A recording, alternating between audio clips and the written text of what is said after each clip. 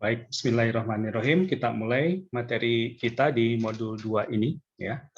Jadi kalau di modul 1 kemarin kita sudah diskusikan ya apa beda dari quality assurance dengan quality control ya.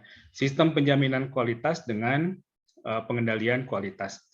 Di modul 1 kita sudah ceritakan bahwa sudah kita diskusikan bahwa quality control atau pengendalian kualitas itu menyangkut proses di stasiun kerja, actual manufacturing proses, gitu ya. Jadi di satu stasiun kerja, operator memproses material, kemudian nanti diinspeksi apakah benda kerja yang dihasilkan sesuai dengan spek atau tidak. Kalau tidak sesuai dengan spek yang kita sebut sebagai out of control, maka kita harus adjustment kembali apakah terhadap mesin, terhadap tools, atau terhadap operatornya. Apa yang membuat benda kerja menjadi out of control. Kita adjustment, kemudian baru kita lakukan proses ulang lagi sampai sesuai dengan spesifikasi. Nah, itu kalau kita diskusi tentang quality control. Ya. Kalau di quality assurance itu jauh lebih luas dari situ, makanya disebutnya sebagai sistem penjaminan mutu, gitu ya. Jadi mengcover semua aktivitas dari mulai raw material, proses di lantai pabrik, sampai menjadi finished good atau produk jadi dan produknya diterima oleh konsumen dengan kondisi konsumennya merasa puas terhadap produk yang diterimanya. Nah, itu adalah quality assurance. Nah, saya cerita di modul 1 itu kenapa orang sangat loyal terhadap satu merek handphone tertentu gitu ya. Handphone A, handphone B, karena dia punya keyakinan bahwa handphone A itu diproduksi di pabriknya itu dengan satu sistem tertentu sehingga produk yang dia terima itu sesuai dengan ekspektasi dia gitu. Mungkin dari aspek kameranya, mungkin dari aspek kehandalannya, mungkin dari aspek prosesornya dan sebagainya gitu ya. Itu yang membuat konsumen merasa yakin ya. Nah, dari situ saya harap Anda sudah paham betul ya bagaimana perbedaan terminologi antara quality assurance dengan quality control. Di semester yang lalu kita diskusi tentang quality control. Nah, di semester ini kita akan melakukan pembahasan lebih jauh tentang quality assurance. Jelas ya sampai sini ya? Jelas? Jelas, Pak. Jelas, Pak. Jelas, Pak. Aman, Pak. Oke. Baik, minggu yang lalu ada yang nanya pustakanya gitu ya. Ada satu yang sudah saya share, nanti yang lain akan saya share sesuai dengan topik yang akan kita bahas. Kira-kira ada 5 buku ini gitu ya, yang tentang pendahuluan quality assurance. Kemarin kita diskusikan dari buku yang pertama. Hari ini kita akan diskusikan tentang ISO dari buku yang kedua, ISO 9001-2015. Kemudian juga tentang quality management. Nanti di pembahasan tentang Six Sigma, kita akan gunakan buku yang ketiga. Ya, terakhir nanti kita akan punya topik tentang Taguchi Qualities, gitu ya, teknik kualitas Taguchi. Itu yang banyak dipergunakan oleh kakak kelas Anda untuk menjadi metode dalam penelitian tugas akhir. Dalam penelitian tugas akhir itu banyak yang menggunakan Six Sigma dan banyak yang menggunakan Taguchi. Nah, nanti kita akan bahas di modul-modul berikutnya. Ya. Baik, kita akan mulai hari ini tentang ISO 9001 ini, sistem manajemen mutu ISO 9001. Sepertinya kita akan butuh nanti 3 modul, modul 2, modul 3, dan modul 4, untuk membahas tentang ISO 9001 atau manajemen mutu berbasis ISO 9001 ini. Dan hari ini modul kedua, gitu ya, kita akan coba mulai. Ya. Saya harap dengan mempelajari manajemen mutu ISO ini, nanti kita semua bisa paham tentang konsep mutu dan tentang kerangka sistem mutu. Minggu yang lalu sudah diulas sedikit. Ada 8 dimensi mutu dari Garvin dan seterusnya. Ya. Kemudian juga saya harap nanti kita bisa paham persyaratan satu perusahaan bisa mendapat sertifikasi ISO 9001, 2008 ataupun 2015. Ya. Kemudian kita bisa mengetahui kekurangan sistem mutu yang ada, kemudian juga bisa memahami bentuk implementasi yang memenuhi persyaratan supaya bisa tersertifikasi ISO 9001 ini. Ya. Terakhir, kita bisa paham dokumen-dokumen apa saja yang harus kita siapkan supaya perusahaan kita bisa, perusahaan nanti kita tempat bekerja begitu ya, bisa mendapatkan sertifikasi ISO gitu. Oke. Nah, pokok pembahasannya adalah tentang pengenalan konsep mutu, tentang pasal-pasal ISO, ya. Kemudian juga pelatihan audit mutu internal nanti di modul 4 kalau nggak salah, pelatihan audit mutu internal ini. Modul 3 tentang pasal-pasal di ISO dan tentang pembuatan standar operating procedure. Ya. Terakhir kita nanti akan coba brainstorming tentang quality management system ini. Baik, kita mulai tentang konsep mutu dalam sudut pandang manajemen mutu berbasis ISO. Gitu ya. Misalnya saya punya 3 produk ini nih, ya, ada 3 produk sepatu. Gitu ya. Yang pertama, taruhlah harganya ada di 2 juta, gitu ya, ya sekitar 2 juta, gitu.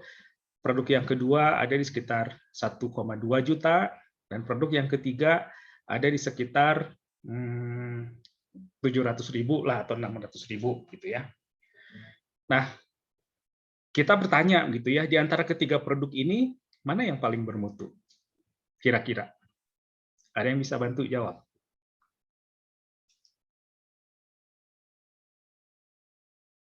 Alia bisa bantu? Kira-kira mana yang paling bermutu menurut Alia? Kalau informasinya adalah harga dan spesifikasi di bawahnya. Baik, sebentar Bapak. Oke, silakan Alia.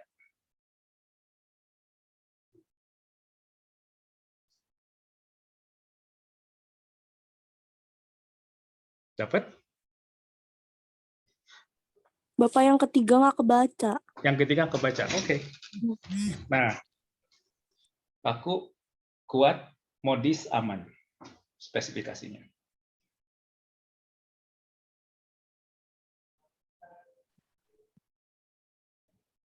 Nemu ah? Kayaknya yang kedua deh, Bapak. Yang kedua ya. Kalau yang kedua, Alia menunjuk yang kedua berarti Alia punya kebutuhan terhadap sepatu yang formal atau semi formal, kuat, tahan lama, lentur, dan Alia punya uang sekitar 1,2 untuk anggaran sepatu. Makanya menyebut Alia produk yang kedua ini bermutu. Dibanding produk yang pertama mungkin terlalu mahal, dan juga misalnya terlalu elegan dan butuh perawatan khusus, misalnya. Ya. Tapi kalau ada yang lain, misalnya ada yang lain, kemampuan kebutuhannya adalah sepatunya harus kuat karena mungkin sering pergi ke lapangan, ya. Kemudian modis tetapi tetap modis dan aman, maka dia akan pilih yang ketiga. Jadi artinya kualitas itu sangat tergantung pada perspektif dari konsumennya. Ya. Mungkin tiga-tiganya berkualitas. Kalau untuk konsumen, tipologi konsumen, ada 3 tipologi konsumen. Mungkin kalau untuk yang membutuhkan penampilan yang elegan, gitu ya, dan tidak ada masalah dengan harga, yang pertama itu dia merasa puas, merasa terwakili dirinya dengan sepatu ini.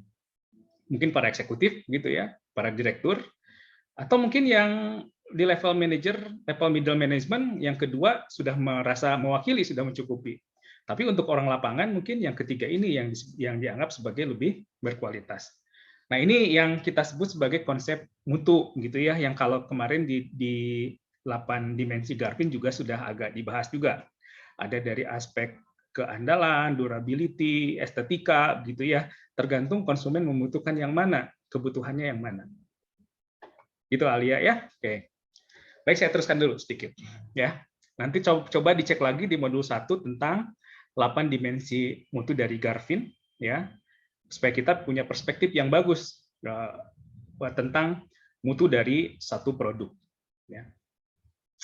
Nah, yang kedua, selama konsumen mengerti, menerima gitu ya tentang produk yang dia terima, kemudian ternyata ekspektasi dari produknya itu melebihi atau ekspektasi dia itu terpenuhi oleh realitas produk yang dia terima atau bahkan realitasnya melebihi ekspektasinya, maka dikatakan produk itu berguna, produk itu bermutu, produk itu bermutu. Ya, jadi dengan demikian mutu ini kalau dilihat dari keseluruhan karakteristik dari satu produk atau jasa yang mendukung kemampuannya dalam memuaskan kebutuhan si konsumen tadi. Ya. Saya sering cerita kalau punya konsumen itu menganggap bermutu satu produk dia melihat spesifikasinya, dan dia melihat daya belinya, gitu. Kemampuan keuangan dia untuk membeli barang itu. Mungkin semua barang akan menjadi bermutu bagi konsumen yang berbeda-beda, ya. Kira-kira begitu. Hanya nanti tantangannya adalah bagaimana perusahaan bisa membuat produk itu sehingga diterima oleh konsumen, gitu ya, dan konsumen memilih produk dia dibanding dengan produk kompetitornya. Nah itu, oke, baik saya teruskan. Jadi seperti yang saya sampaikan tadi bahwa quality assurance ini adalah melingkupi semua aktivitas di lantai pabrik, ya, baik dari aspek proses, dari aspek produk, aspek pelanggan, pemasok dan seterusnya. Nanti kita akan lihat lebih jelas dari sudut pandang input, proses dan output ini, ya. Jadi kalau kita lihat begitu ya, dalam sistem penjaminan mutu kita harus punya perangkat, punya sistem yang menjamin bahwa input yang diterima adalah input yang berkualitas sesuai dengan spesifikasinya, berkualitas baik, gitu ya. Baik input aliran materialnya, ataupun input dalam aspek informasinya. Ya. Kan selalu diingat dalam siklus manufaktur itu ada aliran material, ada aliran informasi. Aliran material itu adalah dari mulai raw material, masuk ke proses menjadi WIP, kemudian menjadi produk jadi sampai ke tangan konsumen. Aliran informasi adalah menyangkut spesifikasi raw material, menyangkut pesanan dari konsumen, menyangkut jumlah yang dipesan, kapan pesanan itu harus dikirim, dan kapan pesanannya harus diterima oleh konsumen, itu adalah aspek informasi. Nah, itu harus kita jaga supaya semuanya sesuai dengan spesifikasi yang sudah ditetapkan oleh perusahaan. Ya. Yang kedua dari aspek proses, ada proses produksi ataupun dia pelayanan kalau dia jasa, sampai outputnya itu, finish goods-nya itu diterima, barangnya itu diterima oleh konsumen dalam kondisi konsumennya merasa terpuaskan. Ya, jadi ini ruang lingkup dari quality assurance. Semua aktivitas yang ada di lantai pabrik dari raw material, proses sampai produk diterima oleh konsumen. Oke. Nah, tadi saya sampaikan bisa finished goods atau produknya itu bisa berupa produk dalam bentuk barang, bisa juga dalam bentuk layanan kalau dia industrinya adalah jasa, ya.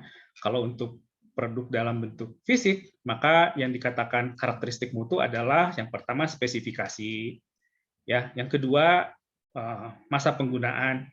Kalau di Garvin kan spesifikasi itu adalah conformance antara realitas dengan speknya, gitu ya. Yang kedua adalah masa penggunaan dan ketahanan, yang kalau di Garvin disebut sebagai durability, ya, daya tahan. Kemudian masalah keamanan produk, ya, keamanan produk, terutama untuk industri pangan misalnya atau industri equipment, ya, bahwa kalau pangan aman untuk dikonsumsi, kalau equipment aman untuk digunakan. Ya. Kemudian keterkaitan standar, lalu bagaimana proses pemeliharaannya, penggunaan energi dan seterusnya. Ini adalah karakteristik mutu untuk produk yang berupa barang, ya, atau fisik, gitu ya. Nah, untuk yang pelayanan, karakteristik mutunya diantaranya ada ketepatan pengiriman, konsistensi, gitu ya. Kalau makanan konsistensi rasa, konsistensi pelayanan dan seterusnya. Ya, kemudian respon terhadap pelanggan, tanggapan pada pelanggan, kemudian keahlian, keramahan, kemudahan kontak dan seterusnya. Ya, ini untuk di karakteristik mutu kalau dia dalam bentuk pelayanan industri jasa. Oke, saya teruskan lagi ya, agak cepat. Nanti kita sambung dengan diskusi ya sesudah saya menjelaskan ini kurang lebih mungkin dalam waktu 20 menit. Yang ketiga adalah dalam sudut pandang pelanggan, ya. Jadi dalam manajemen mutu ISO ini pelanggan itu kita bagi dalam dua klaster, ada pelanggan internal, ada pelanggan eksternal. Pelanggan eksternal adalah pelanggan real dari perusahaan kita yang nanti akan membeli barang kita, barang dari perusahaan kita, sehingga perusahaan mendapat aliran uang dari konsumen. Ya, ini adalah pelanggan utama kita, gitu. Ya, yang membuat perusahaan punya cash flow. Kalau pelanggan internal adalah masing-masing stasiun kerja yang ada di perusahaan. Saya ambil contoh misalnya bagian produksi itu mendapat raw material dari gudang. Maka bagian produksi adalah konsumen bagi orang gudang, ya, bagi orang material. Nah, oleh karena itu orang material, orang gudang harus mensupport sedemikian rupa sehingga orang produksi hanya mendapatkan produk atau hanya mendapatkan material yang memang sesuai dengan spesifikasi. Jangan mengirim material yang sebetulnya sudah reject sejak awal, karena nanti akan membuat produk menjadi cacat di proses-proses berikutnya. Nanti akan lihat kalau hal itu terjadi, maka biaya kualitas akan meninggi. Kalau biaya kualitas tinggi, maka biaya produksi juga naik. Kalau biaya produksi naik, maka dengan harga jual yang tetap mengakibatkan profitabilitas perusahaan kita menjadi rendah. Kalau profitabilitasnya rendah, maka dalam jangka panjang perusahaan itu tidak akan punya harapan untuk berkesinambungan. Ya, jadi kalau pelanggan eksternal ini adalah yang membeli produk kita di masyarakat, gitu ya, yang memberikan aliran uang ke perusahaan kita.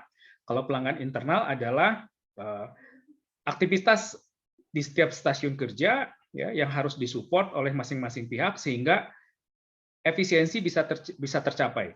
Artinya production cost-nya akan rendah, ya, biaya kualitasnya akan rendah sehingga bisa menaikkan tingkat keuntungan perusahaan.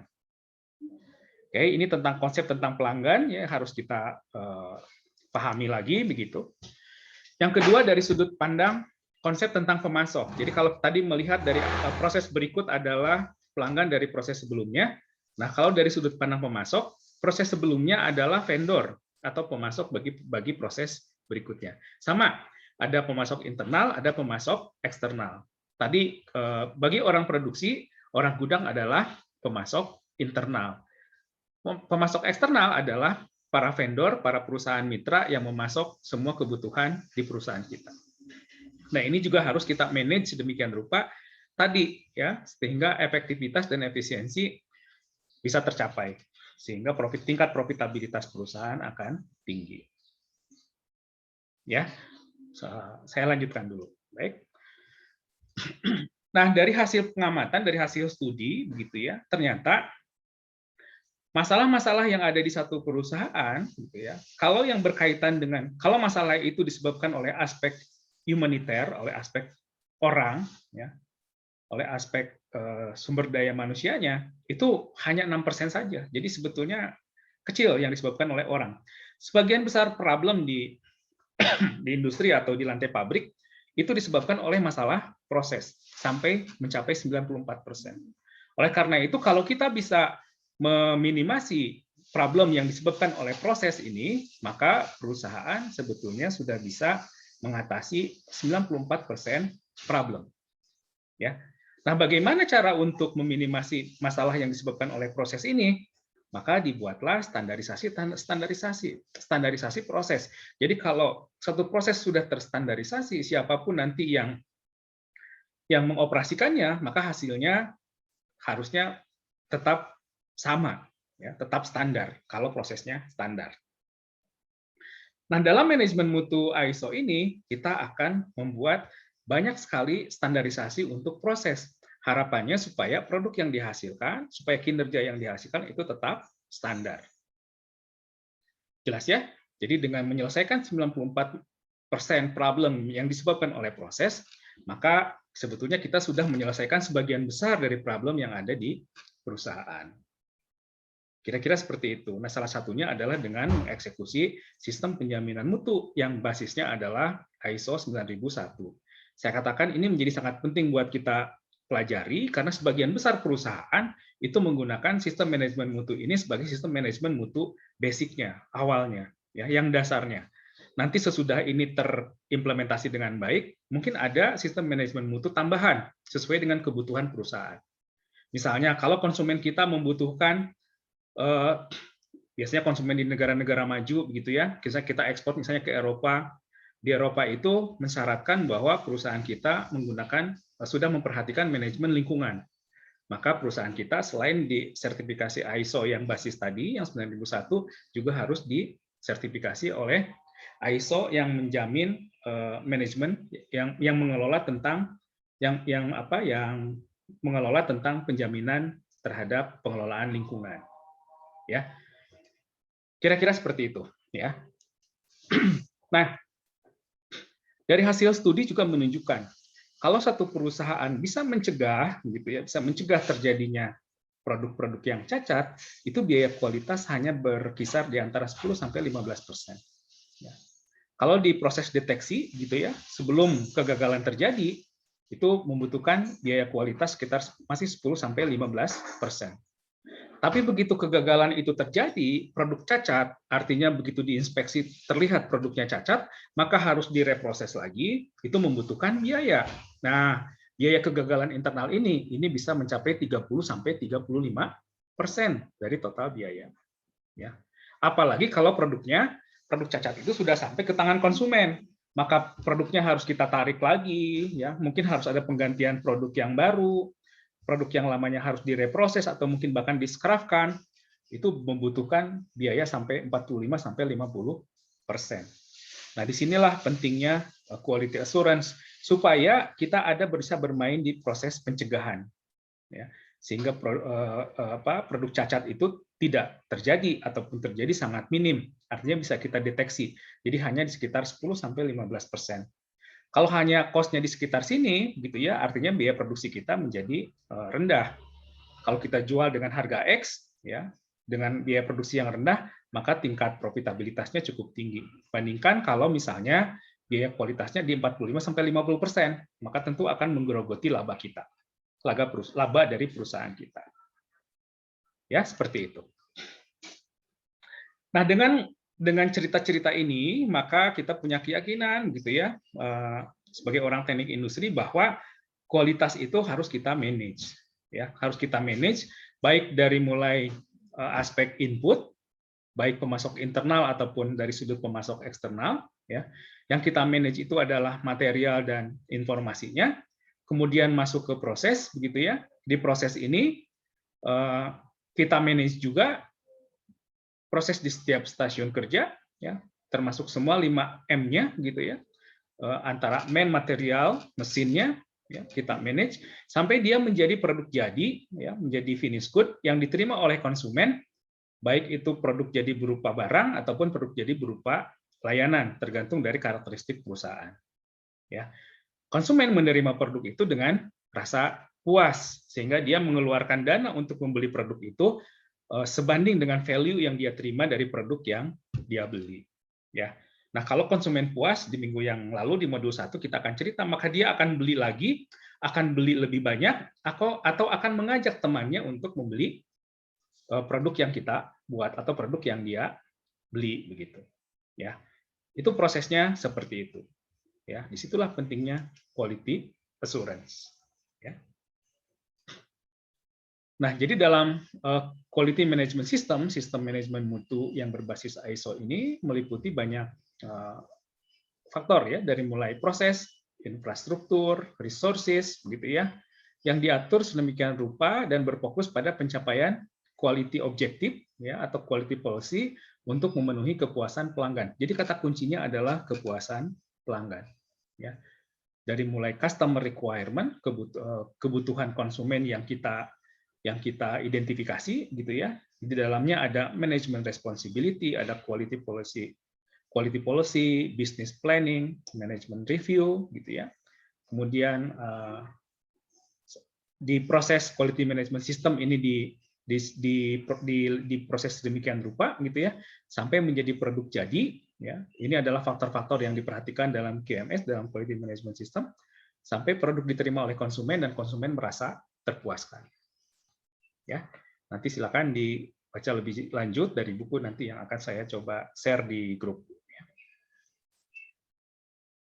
Nah, ini pandangan-pandangan umum tentang sistem manajemen mutu berbasis ISO. Nanti silakan Anda baca lebih jauh. Ya. Dan sejarahnya juga ada di situ. Penting juga untuk melihat sejarah, untuk melihat perkembangan gitu ya dari sesuatu yang masih simpel sampai sekarang yang sudah sophisticated ya, karena untuk merespon kompetisi yang semakin tinggi gitu ya. Oke. Jadi kalau kita simpulkan apa itu ISO 9001 2008 atau 2015 ya sekarang ya, di buku itu tadi 2015 yang di textbooknya. Ya, ini adalah sebuah standar sistem manajemen mutu yang diakui secara internasional yang tadi saya sampaikan. Banyak perusahaan yang mau menerima produk, mau menjadikan satu perusahaan sebagai vendor kalau dia sudah bersertifikasi ISO. Artinya proses manajemen di perusahaan itu sudah berlangsung dengan baik, dibuktikan oleh sertifikasi ISO itu. Ya. Nah, ini tentang manajemen mutu berbasis kepada ISO, gitu ya. Nah, terakhir ada 8 prinsip manajemen mutu. Kalau di modul 1 ada 8 dimensi kualitas menurut Garvin. Nah, di sini ada 8 prinsip manajemen mutu. Ya. Yang pertama, fokus pada pelanggan. Tadi saya katakan bahwa ujung dari semua proses ini adalah customer satisfaction. Konsumen merasa terpuaskan. Ya. Jadi pelanggan menjadi fokus dari proses bisnis di perusahaan tempat kita bekerja nanti. Ya. Jadi memahami keinginan pelanggan, baik pelanggan pada saat ini ataupun pelanggan di masa yang akan datang. Nah, ini perlu digarisbawahi tentang pelanggan di masa ini, di masa kini, dan pelanggan di masa depan. Ya. Jadi perusahaan juga harus punya prediksi, ya, apakah produk kita ini di masa depan masih akan laku atau tidak, atau ada perubahan kecenderungan dari konsumen yang harus diikuti oleh perusahaan. Saya pernah cerita ke Anda kan bahwa dulu ada handphone 1 juta umat, ya, yang sekarang sudah tidak ada lagi. Ya, kenapa? Karena pada waktu itu fungsi dari handphone hanya 2. Satu adalah teks, yang kedua voice. Teksnya itu SMS, yang kedua voice-nya itu telepon. Nah, banyak perusahaan yang menduga masa depan juga akan seperti itu. Ternyata masa depan tidak ada, bukan dalam teks dan dalam voice, tetapi dalam pengiriman data, ya, dalam dalam pengiriman data yang berbasis internet. Dan ternyata betul, gitu ya. Sekarang infrastruktur dan fasilitas untuk internet sudah sedemikian bagus, gitu ya, sehingga industri handphone itu mengikuti perkembangan fasilitas di internet ini. Ya, sekarang smartphone kan di mana-mana, gitu ya, untuk menjadi bisnis yang sangat bagus dalam 10 tahun atau mungkin 15 tahun terakhir. Ya. Nah, apakah masa depan masih seperti itu? Nah, itu perusahaan harus bisa membuat satu prediksi yang baik. Ya, yang kedua, dari fokus pada pelanggan ini adalah memenuhi requirement dari pelanggannya. Yang ketiga, melampaui ekspektasi pelanggan. Kita berusaha supaya selalu seperti itu. Ya. Yang kedua, aspek kepemimpinan. Ya, jadi mengarahkan keterlibatan personal untuk mencapai quality objective. Semua entitas dalam perusahaan harus punya awareness, harus punya kepedulian terhadap mutu dari produk yang dihasilkan. Yang ketiga adalah keterlibatan personal. Ya, personal merupakan inti dari organisasi, human resources-nya, gitu ya. Nah, harus diperhatikan yang ketiga. Yang keempat adalah pendekatan proses. Tadi dari mulai input, activity di lantai pabrik sampai menjadi output, gitu ya. Itu harus kita pahami dan harus kita analisis secara sistemik. Sehingga di setiap bagian, baik di input, proses maupun output, semuanya akan sesuai dengan spesifikasi yang sudah ditetapkan oleh perusahaan. Tentu saja catatannya spesifikasi itu adalah hasil survei dari customer requirement tadi, sesuai dengan kebutuhan pelanggan. Ya. Yang kelima adalah pendekatan sistem untuk pengelolaan, gitu ya. Ini orang teknik industri selalu melihatnya sebagai sebuah sistem, ya. Jadi berbagai entitas harus ada dalam sudut pandang kita, begitu ya. Bagaimana keterkaitan antar aktivitas itu dan seterusnya. Ya. Kemudian yang keenam adalah perbaikan berkesinambungan, ya, plan, do, check, action. Supaya apa? Perusahaan ini terus membesar.